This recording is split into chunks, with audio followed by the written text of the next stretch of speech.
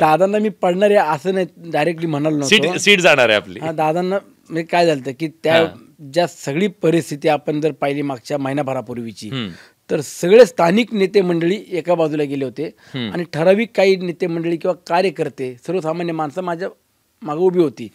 पण नेते मंडळी एका बाजूला गेले तर चित्र असं दिसत होतं की सुनील शेळकेचं आता काही खरं नाही. मग दादा मला विचारायचे, सुनील तुझ्या इथं काय अडचण वाटते का? म्हणजे दादा मला काय अडचण नाहीये, पण जर मला मदत भारतीय जनता पक्षाची झाली नाही तर मी अडचणीत येऊ शकतो. अशा पद्धतीने मी भाजपच तुमच्या विरोधात होतं ना तिथं? भाजपचे पदाधिकारी माझ्या विरोधात होते. बरं. भाजपचा सर्वसामान्य कार्यकर्ता माझ्या विरोधात नव्हता, पदाधिकारी विरोधात होते.